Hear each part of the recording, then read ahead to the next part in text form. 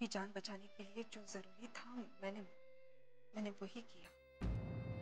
और मेरी जगह कोई और होता ना सुशीला जी, तो वो भी यही करता। लक्ष्मी नहीं आई अभी तक? हाँ, वो भी अभी तक नहीं आई। समझ में नहीं आ रहा उससे देर क्यों हो गई। मुझे तो लगता है कि अनु की तबीयत ज्यादा खराब है। मैंने तुम्हारी और लक्ष्मी जी की सारी बातें सुनी। मुझे नहीं लगता लक्ष्मी ने कुछ भी गलत कहा है। इस औरत से तुमने उसका सब कुछ छीन लिया। किस अधिकार से तुम उससे मदद की उम्मीद करती हो? किसी की फिक्र करने के लिए उसके साथ रिश्ता होना जरूरी तो नहीं है ना।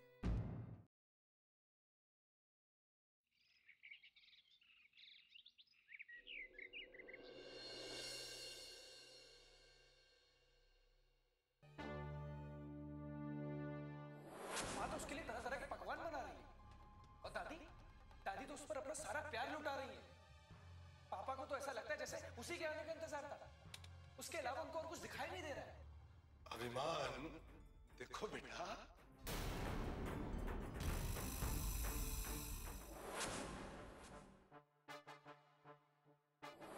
आप इसी वक्त यहाँ से चले जाइए। मैं पहले से ही बहुत परेशान हूँ। तो तुम्हारी परेशानी ही कम करने आए हैं। मेरी इस वक्त कोई परेशानी दूर नहीं कर सकता, आप भी नहीं। अरे लेकिन अनु तो। ठाकुर साहब, क्या? वो किसी का फोन आया है ठाकुर साहब। क्या हो रहा है कुछ समझ में नहीं आ रहा। जब भी हम अभिमान से बात करने जाते हैं कोई ना कोई वहां आ जाता है। लेकिन आज मौका देकर अभिमान से बात कर ही लेंगे। उससे ये पूछना बहुत जरूरी है कि कहीं उसी ने तो अनु के साथ कुछ नहीं कर दिया। अब उसे सब सच बताना बहुत जरूरी हो गया है। ठाकुर साहब, आप यहाँ हैं? मैं आपको आपके कमरे में देख रही थी। सुबह थोड़ा नींद जल्दी खुल गई ठाकुर। अनु की चिंता में रात भर नींद नहीं आई, सोया नहीं रात भर। ठाकुर साहब, आप इतनी चिंता मत कीजिए। इतनी चिंता करेंगे तो आपकी तबीयत बिगड़ जाएगी। कैसे न चिंता करें ठाकुर। बच्ची हमारे लिए यहाँ आई थी और आते ही ये हालत हो गई।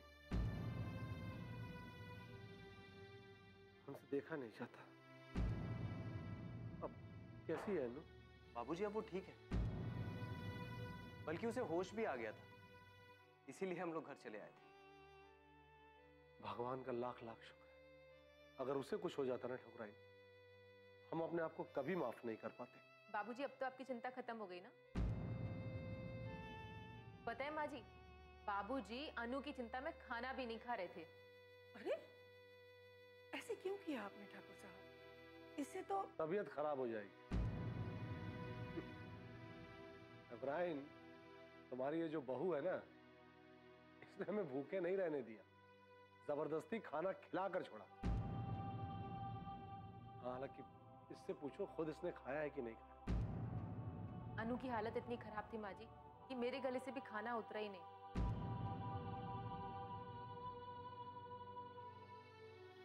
माँ, हम चलें? हमें देर हो रही। हाँ बेटा, ठाकुर साहब हम अस्पताल जाकर आते हैं। माँ जी, मैं भी चलूं? नहीं बेटा, तुम घर का ध्यान रखो, हम आते हैं। चलो बेटा।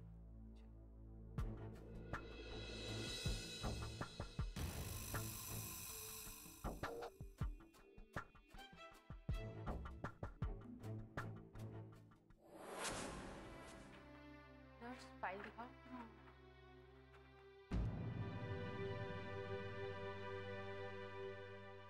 ये दवा? जी हाँ, मंगवा ली है, इनके पापा लेने गए हैं। ठीक है। तुम ऐसा करो, बेड नंबर 12 के पेशेंट के पास जाओ, उसे ऑपरेशन के लिए रेडी करो। मैं आती हूँ थोड़ी देर तक। जी जी ठीक है।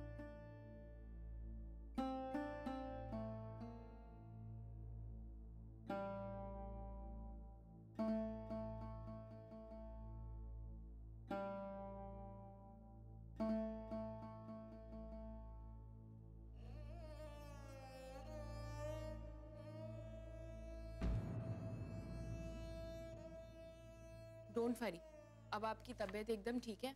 अब आप घर जा सकती हैं। अपराजिता, मुझसे इतना नाराज हो कि मुझसे बात तक नहीं करोगी? मैं किसी से नाराज नहीं। वो तो तुम्हें देख के ही पता चल रहा है अपराजिता। मेरी गलती की इतनी बड़ी सजा दोगे कि मेरी तरफ देखोगे भी नहीं। ऐसे बिहेव करोगे मुझसे जैसे मुझे जानती तक नहीं। जानो तुम्हारे लिए ऐसा कुछ भी नहीं है। ऐसा ही है अपराजिता। कल तुमने मुझसे बात तक नहीं की, मुझसे मिलकर भी नहीं गई, और आज आई तुम मुझसे मिलने भी नहीं आई। और ये प्रसाद भी तुमने नर्स के हाथ भिजवा दिया। और अब आई हो तो इस तरह बिहेव कर रही हो जैसे मुझे जानती तक नहीं। अपराजिता, अगर कल मुझे सच में कुछ हो जाता तो तब भी तुम इसी तरह मुंह फेर लेती मुझसे।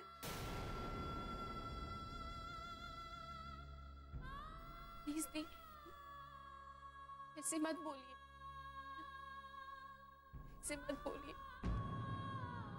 आई एम सॉरी दी, मुझे आपके साथ ऐसी बात नहीं करनी चाहिए थी। सॉरी दी। बिन बिटिया आंगन सोना।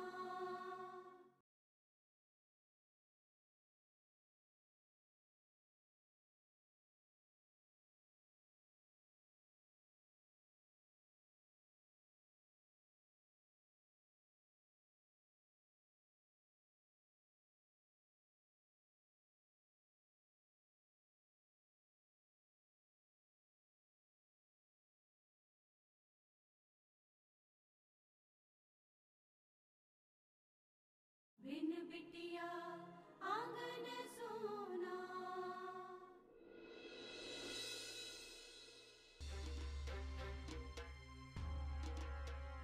बड़ी देर लगती इन लोगों ने आने में। जब अन्नू ठीक हो गई है तो वो अस्पताल में क्या कर रहा है? कहीं ऐसा तो नहीं कि अन्नू जो अचानक बेहोश हो गई उसकी वजह से उसने अपना यहाँ आने का इरादा ही बदल लिया? नहीं, ऐसा हुआ तो सारी मेहनत पर पानी फिर जाएगा। क्या करें? कैसे पता करें कि वहां क्या हो रहा है? कावेरी से नारायण को फोन कर, ये ठीक है।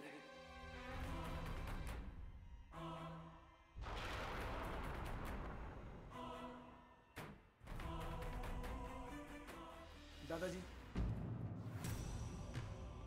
मुझे आपसे कुछ जरूरी बात करनी है। रुको।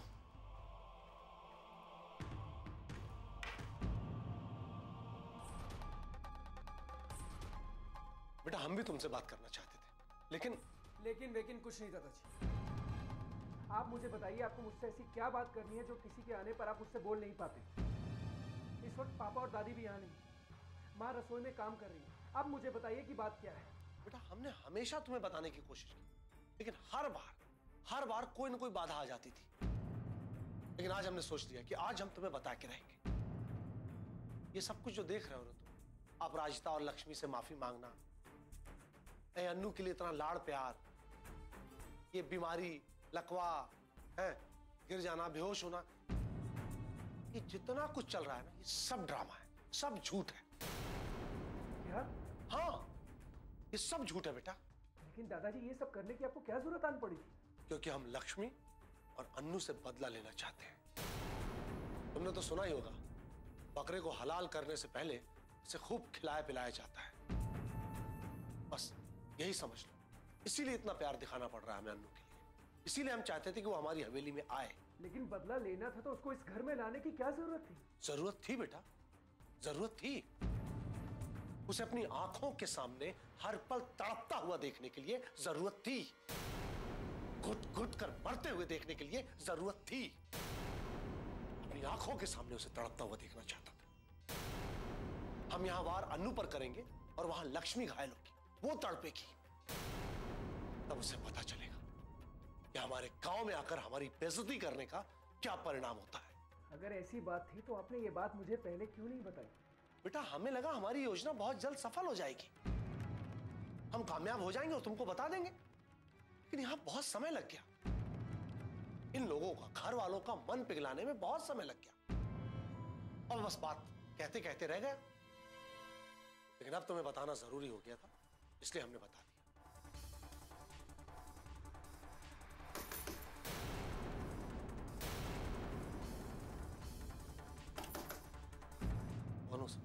कावेरी, कावेरी होगी, हम देखते हैं।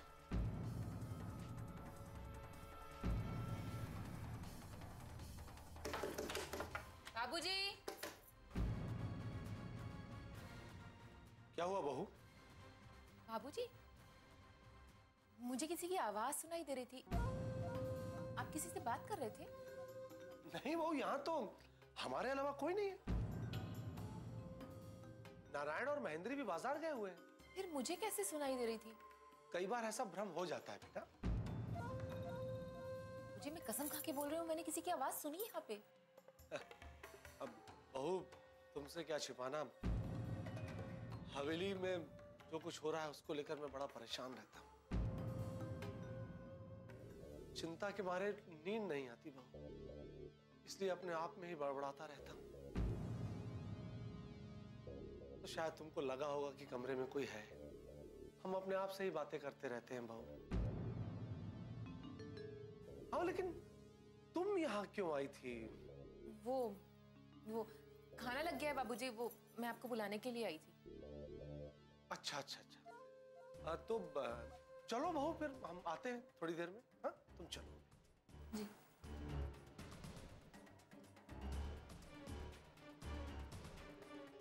अभिमान, बेटा अभी जाओ तुम यहां से, हम बाद में बात करेंगे तुमसे, ठीक है?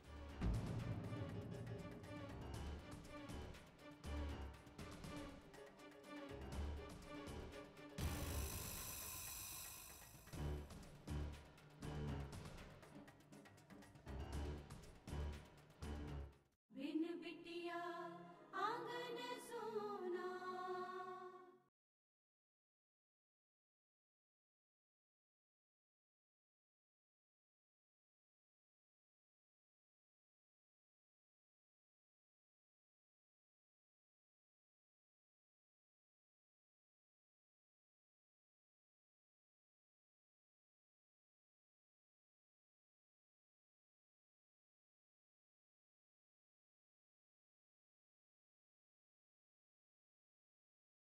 बिन बिटिया आंगन सोना। दी, अब आपको कैसा लग रहा है? ठीक है अपराजिता, बस थोड़ी सी वीकनेस लग रही है। वो तो होगी ना दी, हालत जो इतनी खराब थी आपकी। पता ही नहीं चला हालत इतनी खराब कैसे हो गई। दी, आपने जरूर किसी बात का स्ट्रेस लिया होगा। स्ट्रेस तो जैसे खत्म ही नहीं हो रहा है अपराजिता। मैंने दादाजी के घर जाने का फैसला क्या लिया, माँ ने तो मुझे बिल्कुल पराया समझ लिया। उन्होंने मुझसे बात तक नहीं की, मुझसे मिले भी नहीं। समझ नहीं आ रहा कि मैं क्या करूं। दी प्लीज, आप ये सब मत सोचिए, आप रिलैक्स हो जाइए। आपको आराम की जरूरत है। हेलो। अरे दादी, कैसी तबीयत है बेटा? अब ठीक है दादी। तुमने तो हमें डरा ही दिया था। आई एम सो सॉरी पापा, आप सब लोग मेरी वजह से परेशान हो गए। अरे सॉरी बोलने वाली कौन सी बात है? ये तो अच्छा हुआ कि समय रहते सब पता चल गया, है ना? अपराजिता। जी पापा। अनु कब तक घर जा सकेगी? पापा दी अब ठीक है, आप चाहें तो इन्हें घर ले जा सकते हैं। अरे तो बहुत खुशी की बात है, तो जल्दी से पेपर सुनवा लो। जी पापा, लेकिन आप लोगों को एक बात का खास तौर पे ध्यान रखना होगा। दी को बिल्कुल भी स्ट्रेस और टेंशन मत दीजिएगा। इनका ध्यान अच्छे से रखिएगा। चिंता मत करो, हम इसको बहुत खुश रखेंगे। और वैसे भी कावेरी इसे बिस्तर से नीचे नहीं उतरने देगी। इसके दादाजी तो इसी का इंतजार कर रहे हैं। कल तो इसकी चिंता में खाना भी नहीं खाया उन्होंने। अरे क्यों? अरे वो बहुत परेशान थे तुम्हें लेकर। अरे तो बहुत अच्छा हुआ कि तुम्हें छुट्टी मिल गई। तुम्हारे दादाजी तुम्हें घर पर देखेंगे तो बहुत खुश हो जाएंगे। अनु वापस नहीं जाएगी वहां ठकुराई।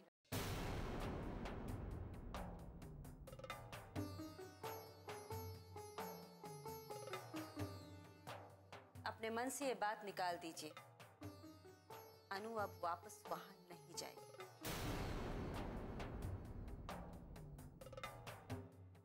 ये आप क्या कह रही हैं सुशीला जी? अनु के दादाजी तो इसी का इंतजार कर रहे हैं। अगर ये वहां नहीं गई तो पता नहीं उनका क्या होगा। ठाकुर साहब के लिए मैं अपनी बच्ची की जान को खतरे में नहीं डाल सकती। ये आप क्या कह रही सुशीला? इसको वहां कोई खतरा नहीं। अच्छा, अनु की ऐसी हालत को देखकर मैं कैसे आपकी बात मान लूं? अनु की हालत खून की कमी की वजह से हुई है सुशीला जी, इसमें हमने कुछ नहीं किया। मैं नहीं मानती। मैंने कह दिया ना, बस अनु वहां नहीं जाएगी। ऐसा मत कीजिए सुशीला जी, मैं आपसे विनती करती हूँ, अनु को हमारे यहाँ जाने दीजिए। इसके दादाजी सह नहीं पाएंगे नहीं तो। मुझे उनसे कोई मतलब नहीं है और ना कभी होगा।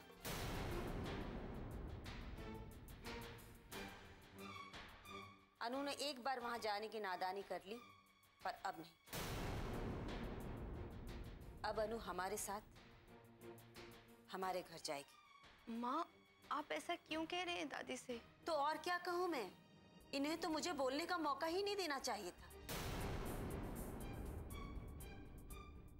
तुम्हारी हालत को देखकर इन्हें खुद समझ जाना चाहिए कि तुम वहां नहीं जाओगी। लेकिन माँ, दादी मुझे किसी मकसद से ले जा रही है वहां। बस अनु, मैं कुछ नहीं सुनना चाहती। माँ प्लीज, दादाजी की तबीयत बहुत ज्यादा खराब है, मुझे वहां जाना ही होगा। जो मन में आए तुम्हारे वो करो। पहले भी तुमने मेरी बात नहीं सुनी थी, अब भी नहीं सुन रही।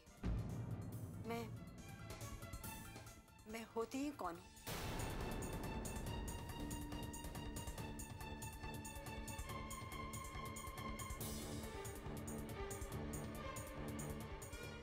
माँ, सुशीला जी,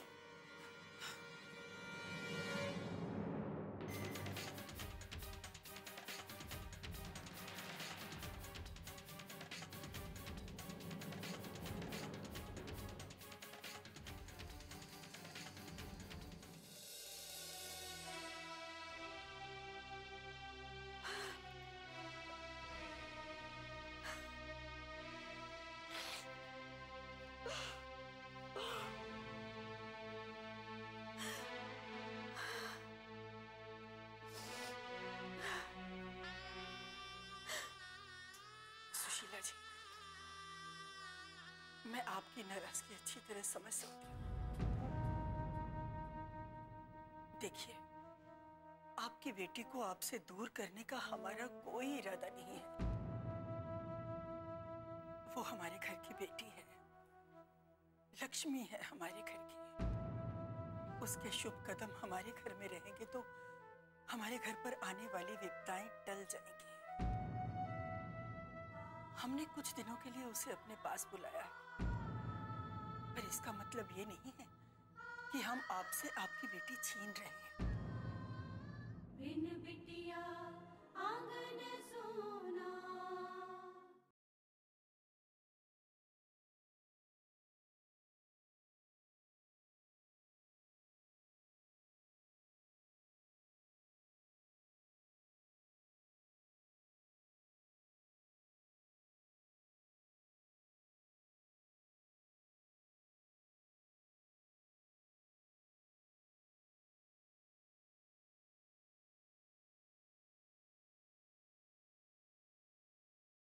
बिन बिटिया आंगन सोना। उसके शुभ कदम हमारे घर में रहेंगे तो हमारे घर पर आने वाली विपदाएं टल जाएंगी। हमने कुछ दिनों के लिए उसे अपने पास बुलाया है, पर इसका मतलब ये नहीं है कि हम आपसे आपकी बेटी छीन रहे हैं। उसे हमसे छीन लेने में कोई कसर छोड़ रखी है आप लोगों ने? देखा नहीं अभी किस तरह उसने मेरी बात मानने से मना कर दी।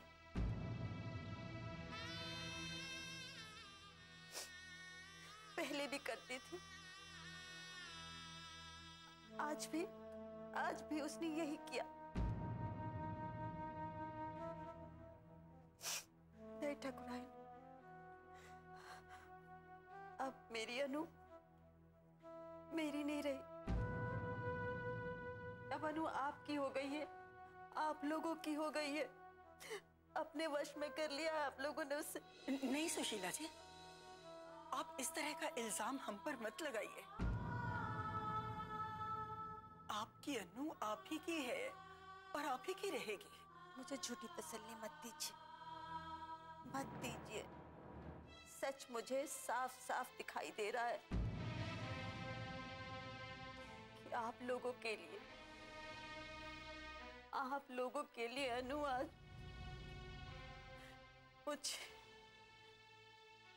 मुझे ठुकराती।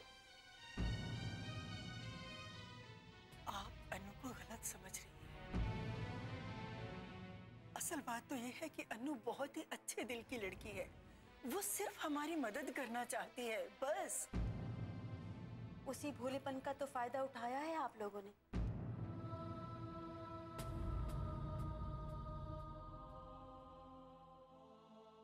हमने आपके साथ अच्छा नहीं किया सुशीला जी, हम मानते हैं। गलती हुई है हमसे, पर अपनी गलती का प्रायश्चित करने का हक तो है ना हमें।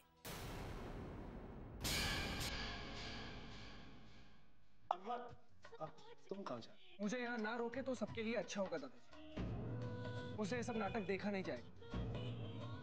लेकिन दादी माँ ने हाथ जोड़ के विनती की। दादाजी की तबीयत के बारे में बताते बताते रोने लगे। तो अनुदी से ये सब देखा नहीं गया और वो उन्हीं के साथ चली गई। लेकिन ऐसे हालत में उसे वहां नहीं आना चाहिए था। मुझे समझ में नहीं आता, आपको उन लोगों पर इतना भरोसा किया, सब कुछ जानते हुए अनु का पक्ष ले। आज सब कुछ इतना कुछ हो जाने के बाद भी अनु मेरी बात नहीं मानी और उन लोगों के साथ उनकी बीमारी की खबर सुनते ही दौड़ी चली गई।